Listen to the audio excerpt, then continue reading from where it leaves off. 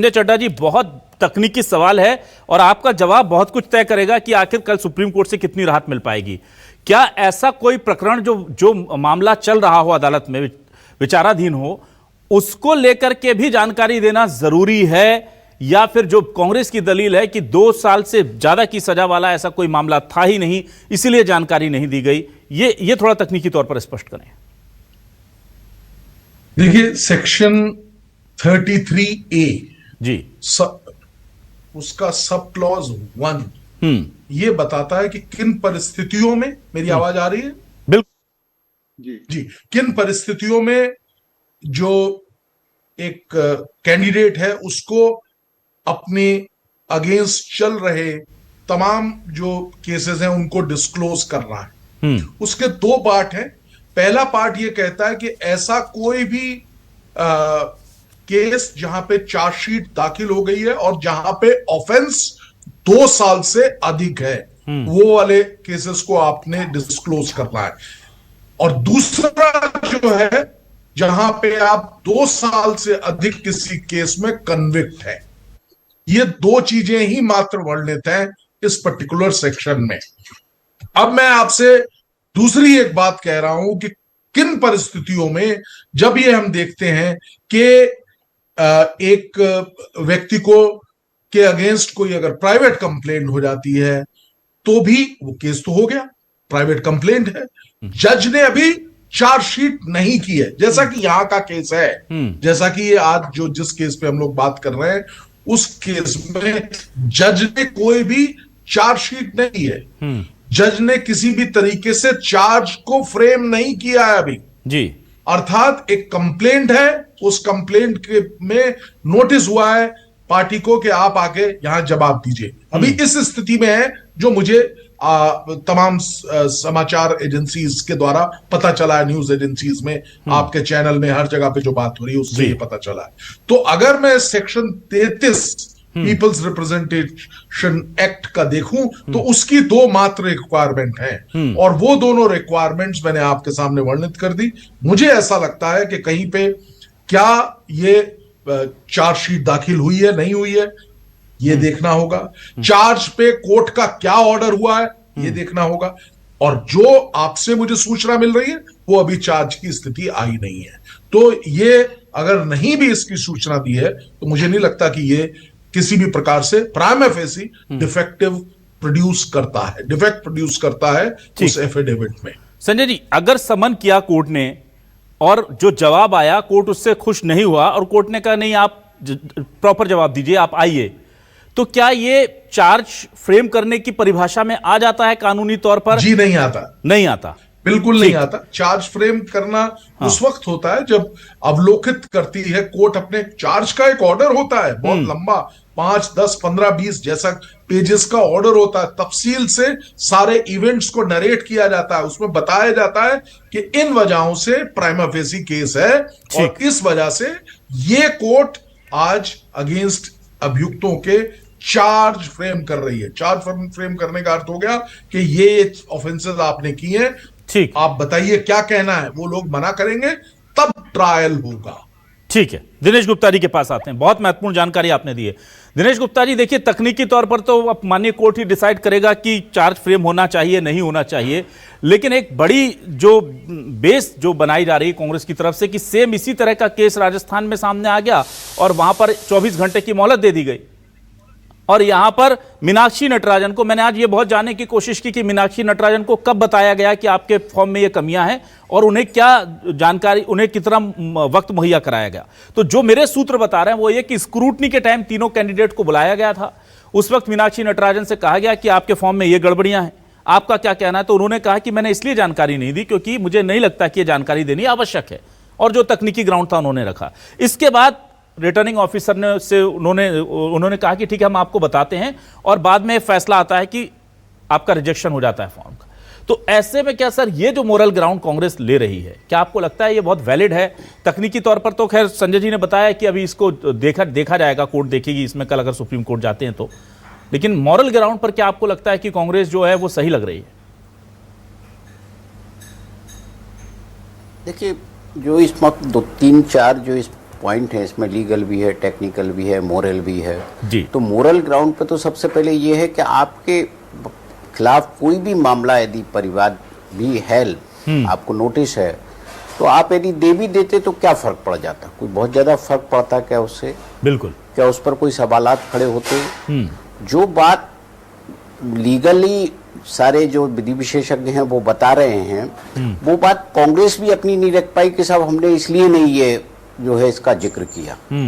तो जब आप मोरल ग्राउंड पे कहीं ना कहीं आप ये बैक फुट पर होते हैं, तब आप बहुत सारे ऐसे तर्क देते हैं जो लोगों के समझ से परे होते हैं। जी। देखिए, रिटर्निंग ऑफिसर का भी जो ऑर्डर है ना, उसे आप कंप्लीट ऑर्डर नहीं कह सकते। उसमें उन्होंने जो है कोई स्पीकिंग ऑर्डर नहीं है, बहुत सारे फैक्ट उसमें छुपाए हुए हैं।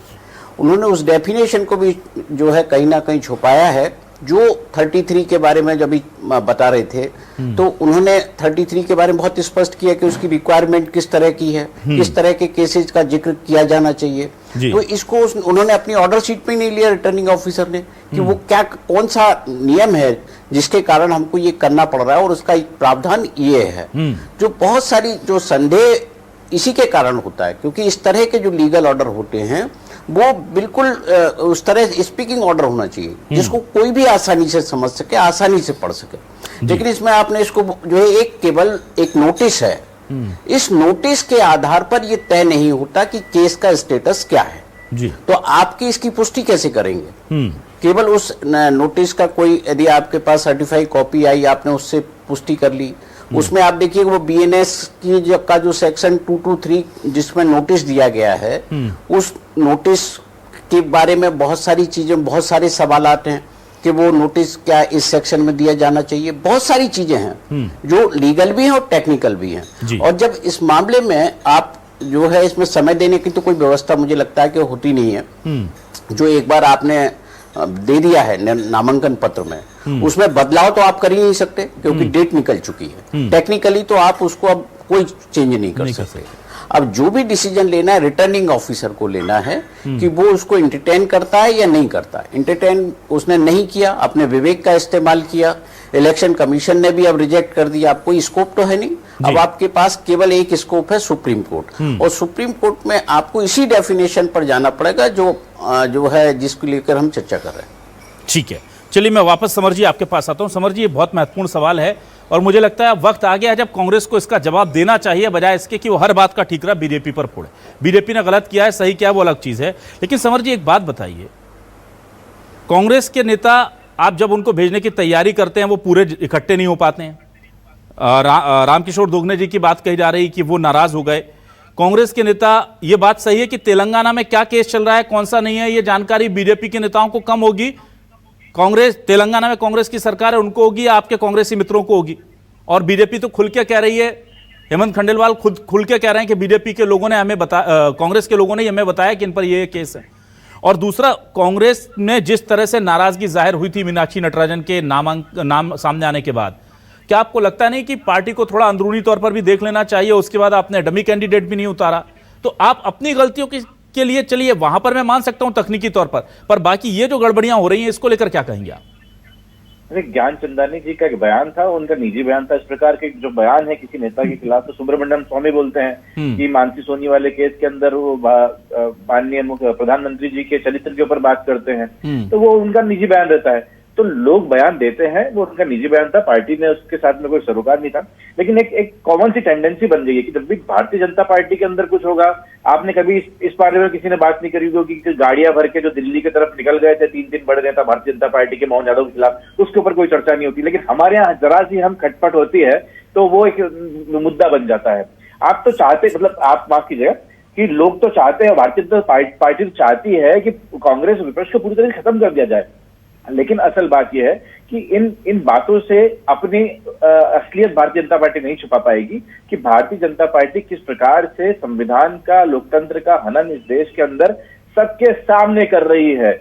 और उससे प्रश्न पूछने की जगह आज जो प्रश्न पूछे जाते हैं वो विपक्ष से पूछे जाते हैं। ये दुर्भाग्यपूर्ण बात है। देखिए, मैंने आपको पहले ही कहा कि चुनाव जीतना हारना सब अपनी जगह पर है, लेकिन इससे बड़ा दुर्भाग्य क्या होगा कि जिस मानसिकता को लेकर, जिस सोच को लेकर संविधान की रचना की गई, उस संविधान को सरेराह तार किया जा रहा है। ये तो आप इसे अंडर प्ले कर रहे हैं समर जी।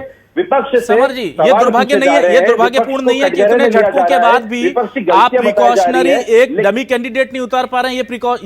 ये दुर्भाग्य नहीं है, आप स्वीकार ही तो नहीं कर भारतीय जनता रहे थे। पार्टी ने भी देखिए, अब देखिए, जरूर मैंने आपको बताया कि संविधान के अंदर कहीं पे भी ऐसा नहीं है कि आपको अनिवार्य रूप से डमी कैंडिडेट उतारना है। अरे वाह। हम आश्वस्त थे हमारी जीत से, पहली बात, हम आश्वस्त थे अपनी जीत से। हाँ। हम आश्वस्त थे इस चीज से कि हमारे सभी विधायक सुश्री मीनाक्षी नटराजन जी को ही अपना मत देंगे। ये तो और आप हम आश्वस्त थे। राष्ट्रपति चुनाव के वक्त भी थे, आप तो आश्वस्त सारे चुनावों में थे, और जो उसमें गड़बड़ियां हो जाती हैं फिर कहते हैं हमारे साथ धोखा। हर चीज के लिए भाई बीजे आप कहीं नहीं लिखा कि आपको डमी कैंडिडेट उतारना जरूरी है, लेकिन कहीं यह भी तो नहीं लिखा कि मत उतारिए। और जब आपके साथ एक के बाद एक धोखे हो रहे हैं तो आपको तो आप सारा आप जब एक तरफ कहते हैं कि बीजेपी सामदान दंड भेद करती है, तो फिर आप अपनी तरफ से कमी क्यों छोड़ रहे हैं? इसका जवाब जनता को आपको भी देना चाहिए। बात है, हम ये कहते हैं कि बीजेपी सामदान दंड भेद करती है, लेकिन हम जब भी अगली बार चुनाव लड़ने जाते हैं तो भारतीय जनता पार्टी को और निचले स्तर पर जो है गिरा हुआ पाते हैं। एक फिल्म थी चाइना गेट, इसके अंदर एक डायलॉग था, अगर आपकी इजाजत तो बोलना चाहूंगा कि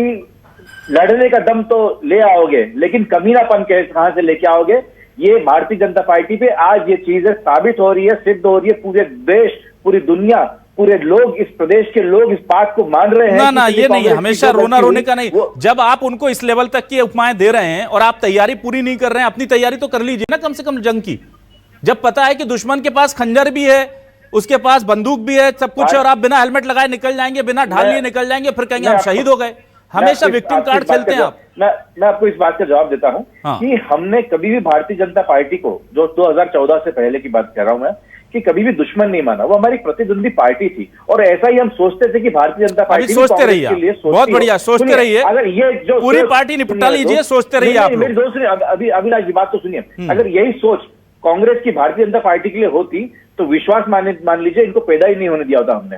ना हम एक स्वच्छ लोकतंत्र में, अरे भाई अब ये विक्टिम कार्ड और ये सब चीजें नहीं होता। अपनी गलतियां भी स्वीकार, अपने अंदर भी झांक कर देखिए। चलिए यशपाल सिंह सिसोदिया जी, आपके पास आता हूं। यशपाल सिंह सिसोदिया जी, चलिए एक सीट आप जीत भी लेते हैं, मान लीजिए, हालांकि अभी मामला कोर्ट में जाएगा, जनता की अदालत में। मैं आऊंगा आपके पास संजय जी, बस 1 मिनट में आया। लेकिन यशपाल जी, आपको लगता नहीं है कि ये आपने इस मामले को इतना ज्यादा हाईलाइट कर लिया है कि बीजेपी के ऊपर जो आरोप लगते हैं कि वो कुछ भी करके बस उसे चुनाव जीतना है, उसके लिए मर्यादाएं तार हैं, वर्जनाएं तोड़नी पड़े तो टूट जाए, सब कुछ हो जाए, ये उस कटघरे में आप दोबारा खुद को लाकर खड़ा कर लिया आपने? नहीं अभिलाष जी, चुनाव होता ही मतों के आधार पर, मतों की संख्या के आधार पर। और अगर हमको लग रहा था कि 7, 8, 10 वोट अगर हमको प्राप्त हो जाते हैं तो हम चुनाव में कैंडिडेट को खड़ा करेंगे। हमने तीसरा कैंडिडेट खड़ा किया, कांग्रेस तो डमी खड़ा नहीं कर पाई। कांग्रेस को विश्वास ही नहीं है। अभिलाष जी, आपका मैं धन्यवाद देना चाहता हूं। आपने एक बार नहीं 3 बार डमी कैंडिडेट की कहा। कांग्रेस के मौजूदा पर ही विश्वास नहीं करते तो डमी पर क्या विश्वास करेंगे? फिर मैं ये भी कहना चाहूंगा अभिलाष जी कि देखिए, मीनाक्षी नटराजन जी के वकील साहब ने 24 अक्टूबर को जवाब दिया था कि मीनाक्षी निर्दोष है।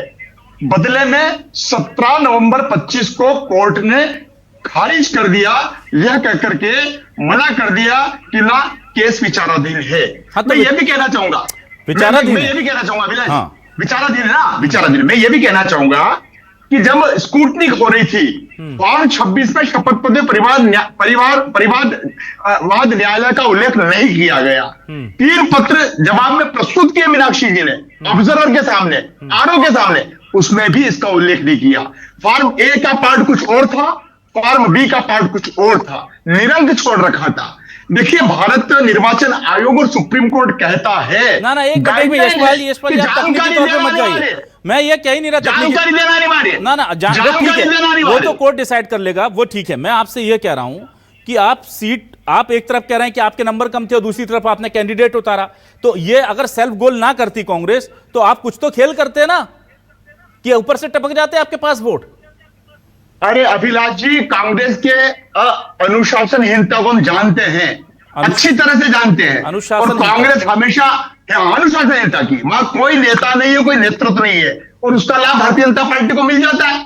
तो हमने तो कोशिश करी कि तीसरा कैंडिडेट उतारे ना, कोशिश नहीं, आपने पूरा गणित लगा रखा था। और जो मेरे पास जानकारी है वो ये बताते हैं कि 1 नंबर ऊपर नीचे हो रहा था और आप लोगों को पता था इस 1 नंबर को कैसे हम सेटल कर लेंगे, और सबको पता है कि आपके पास उनकी कौन सी कमजोरी है जिसका फायदा उठाते हैं।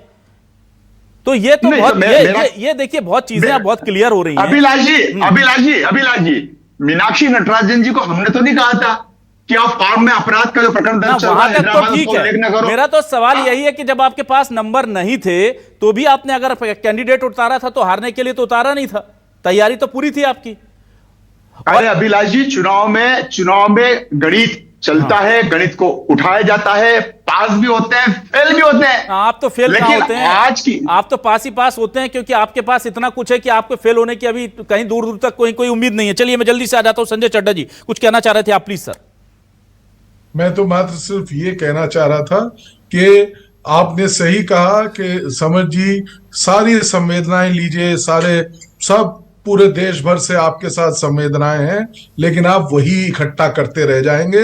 इसी प्रकार से कहीं पार्टी ना समाप्त हो जाए, नंबर 1। और नंबर 2, जैसा कि बड़े स्पष्ट रूप से यशपाल जी ने कहा, साम दाम दंड भेद सब लगाने का इनके पास स्वरूप है, गणित है, तो वो लगाते रहेंगे। और आप संवेदना मेरा विषय नहीं है, मैं कोई राजनीतिक व्यक्ति नहीं हूं, लेकिन जहां पे भी मैं आपसे ये प्रेरणा ले रहा हूं अभिलाष जी, कि जहां पे भी कहीं पे अगर दूर से भी डेमोक्रेसी खंडित होते दिखेगी तो आवाज उठनी चाहिए। बहुत छोटी सी मैंने अपनी आवाज उठा दी। नहीं, बिल्कुल ठीक है, बहुत जरूरी है। दिनेश गुप्ता जी मुझे बताइए, क्या कांग्रेस के अंदर खाने के लोग ही इस पूरे विवाद और इस पूरी वजह है? क्योंकि बीजेपी तो ये सब नहीं कर सकती ना, फॉर्म तो कांग्रेस के लोगों ने भरा है, और ऐसा नहीं कि किसी दूसरे चलते फिरते विधायक दूसरे से भरवा लिया गया होगा। वो भी बिल्कुल कोर कमेटी के लोग रहे हैं, उसमें जेपी धनोपिया रहे हैं, उसमें प्रभारी रहे होंगे, अध्यक्ष रहे होंगे, नेता प्रतिपक्ष। तो कांग्रेस के अंदर से ही कहीं ना कोई कुछ गड़बड़ हुई है ना? नहीं, बिल्कुल हुई है। देखिए, इस तरह के मामले में जो पहली गड़बड़ी होती है वो उम्मीदवार के स्तर पर ही होती है। यदि उम्मीदवार से कोई चूक हो रही है, जो फॉर्म भरने वाले लोग हैं या जो कोर कमेटी है वो कैसे डिसाइड करेगी? आप धनोपिया जी लीगल देख रहे हैं, उन्होंने मुकेश मल्होत्रा का भी उस मामले में उन्होंने कहा था कोर्ट में जब केस वो हार गए थे कि उनसे चूक कैसे हुई, उन्होंने भी जेपी धनोपिया जी को लेकर कहा था। लेकिन धनोपिया जी को जब आप बताएंगे नहीं कि ये केस है, तब वो तभी तो डिसाइड करेंगे ना कि इसका उल्लेख करना है कि नहीं करना, उसका नेचर कैसा है, कागज कैसे हैं। तो आपके पास जो रिक्वायरमेंट है उनकी, वो तो केवल रिक्वायरमेंट बता सकते हैं, कैंडिडेट को बताना है कि आपको क्या करना है। और इस मामले में जो बार बार हो रही, मुझे नहीं लगता कि कांग्रेस के बहुत ज्यादा लोगों को मध्य प्रदेश में इस केस के बारे में पता था। ये तो जो Bharatiya Janata Party man to man marking करती है अपोजिशंस के लीडर की, ये कहीं ना कहीं उस बैकग्राउंड की इंफॉर्मेशन है। उन्होंने मीनाक्षी नटराजन की भी जो है कहीं ना कहीं मार्किंग की होगी, उनके बारे में इंफॉर्मेशन रखी होगी, अन्यथा अचानक ये सारी चीजें नहीं आती। रिटर्निंग ऑफिसर ने बाकी आपत्तियों पर कुछ नहीं कहा। बहुत सारी जो दूसरी आपत्तियां थी जो उनके फॉर्म ए और बी में मेल नहीं खाती थी, उनको रिजेक्ट किया, स्वीकार किया, लेकिन उन्होंने एक आपत्ति पर किया कि साहब ये जो आपने केस आपराधिक प्रकरण है इसका उल्लेख आपने नहीं किया, इसलिए कर रहे हैं। तो बहुत सारी चीजें हैं जो इस मामले में संदेह पैदा करती हैं, और चूक तो कांग्रेस से हुई है और लगातार हम ये देख रहे हैं कि वो चूक कर रही है।